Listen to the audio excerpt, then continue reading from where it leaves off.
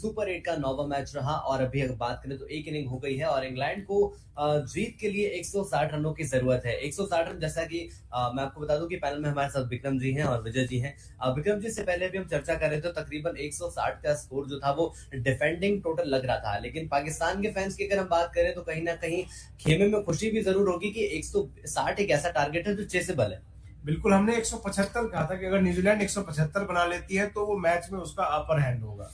लेकिन न्यूजीलैंड ने बनाए हैं 159 रन, तो ये एक ऐसा स्कोर है जिसपे न्यूजीलैंड जीत भी सकती है, लेकिन ज्यादा चांस अभी मैं फिलहाल इस समय के हिसाब से इंग्लैंड ने काफी अच्छी गेंदबाजी की है। 5 स्पिनर का इस्तेमाल किया। इंग्लैंड ने पहली बार T20 इंटरनेशनल में 5 स्पिनर का इस्तेमाल किया और जो 7 विकेट गिरे सारे स्पिनर्स ने लिए हैं। इसका मतलब स्पिनर का बोलबाला है। न्यूजीलैंड के पास भी अच्छे स्पिनर है, लेकिन फिलहाल मैं कहूंगा अपर हैंड इस समय इंग्लैंड के पास है और पाकिस्तान की उम्मीदें सांसें जो है अभी कायम है। और रेहान अहमद की अगर बात कर ली जाए तो हमने देखा कि लास्ट ओवर उनको दिया गया और रेहान अहमद जैसा गेंदबाज जो कि आई अब जाके T20 वर्ल्ड कप को लेकर इस मैच में लग रहा था कि नहीं खेलेंगे, लेकिन उनकी वापसी हुई है और 2 विकेट लिए। और विजय जी, सबसे खास बात ये रही कि लास्ट ओवर उनको दिया और फ्लिपर की बात करें या उनके गूगली की बात करें तो सेंटर को समझने बड़ी दिक्कत आ रही थी। सिर्फ मुझे लगता है कि ये गेम स्पिनरों की तरफ ही झुक रहा है और इसे स्पिनर ही डिसाइड करेंगे।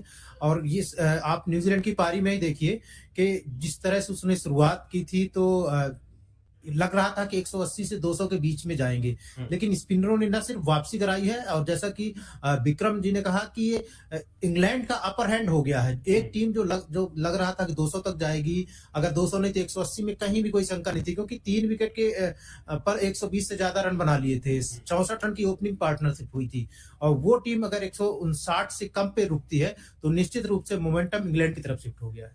बिल्कुल, लेकिन साथ ही साथ ये भी देखना होगा सर, जिस तरह से टर्निंग विकेट पर इस्तेमाल किया गया है स्पिनर्स का, क्या ये माना जा सकता है कि न्यूजीलैंड की तरफ से भी कुछ यही स्ट्रैटेजी हमें देखने को मिल सकती है? एग्जैक्टली, न्यूजीलैंड की तरफ से भी यही स्ट्रेटजी देखने को मिल सकती है। न्यूजीलैंड के खिलाफ पास भी बहुत अच्छे स्पिनर्स हैं और खासकर कप्तान मिचेल सेंटनर की बात करें तो वो वर्ल्ड क्लास स्पिनर है और बैटिंग पिच पे भी वो अक्सर बल्लेबाजों को रन नहीं बनाने देते।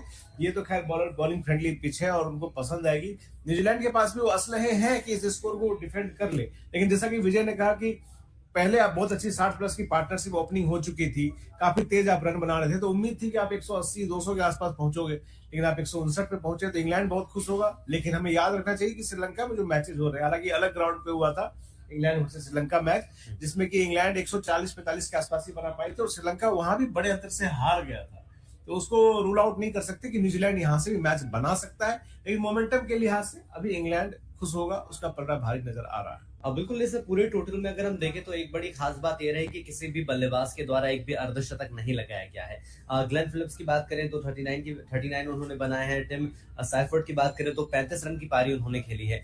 सबसे खास बात यह होती है कि अगर कोई एक बड़ा स्कोर यहाँ पर आता तो हो सकता था कि 180 या 190 तक का स्कोर बन सकता था। क्या लगता है कि क्या इंग्लैंड की बॉलिंग इतनी जबरदस्त रही कि ज्यादा खुलकर खेलने का मौका नहीं मिल पाया?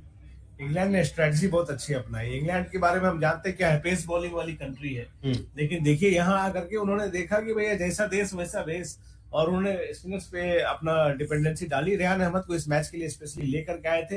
हालांकि बहुत लोग मान रहे थे कि यहाँ रिस्ट स्पिनर बहुत कारगर नहीं होंगे, रेहान अहमद भी रिस्ट स्पिनर है, लेकिन बहुत कारगर साबित हुए और इंग्लैंड के 5 बॉलर ने बाद में चोक करके रख दिया। शुरुआत में जो रन पड़े थे विजय, पावर प्ले में जो रन पड़े थे, फास्ट बॉलर्स को पड़े थे ज्यादा रन। स्पिनर्स पे भी कुछ अच्छे शॉट्स लगे थे, लेकिन गेंद जैसे ही थोड़ी सी पुरानी हुई फिर स्पिनर्स को ग्रिप ज्यादा मिलना शुरू हुआ और यहाँ से इंग्लैंड के बॉलर्स ने चोक करके रख दिया। और मुझे लगता है कि एक तो ये पेस से जो स्पिन की तरफ जब गेम शिफ्ट हुआ, वहां से थोड़ी सी इंग्लैंड की उम्मीदें बनी।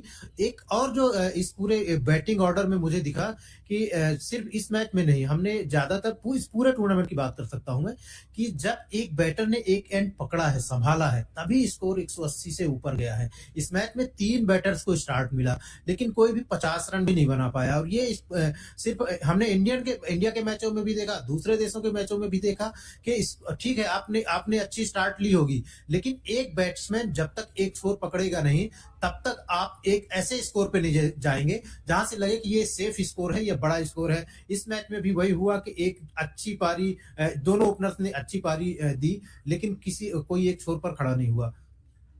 वैसे तो इस पिच को लेकर पहले भी बात निकलकर सामने आई थी कि 160 का जो टोटल रहेगा वो विनिंग टोटल बताया जा सकता है।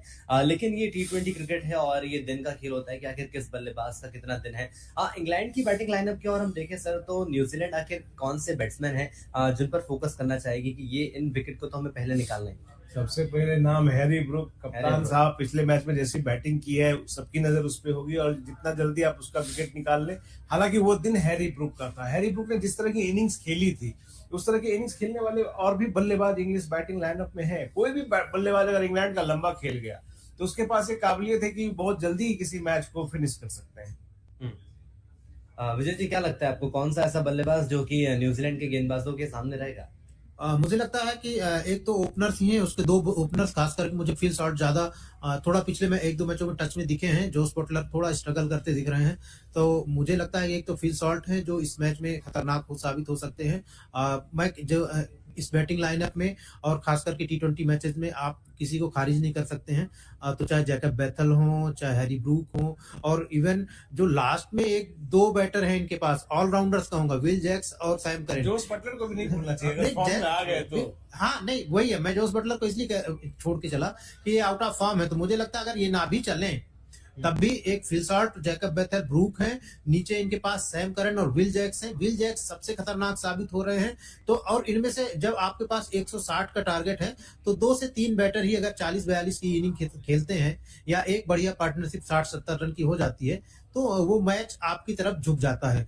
तो यहाँ पर मुझे लगता है कि न्यूजीलैंड के पास ये ऑप्शंस नहीं है कि इनको ज्यादा फोकस करके बॉलिंग करनी है। मुझे लगता है उन्हें ऑल आउट की तरफ जाना पड़ेगा, तभी उनकी राह बन पाएगी।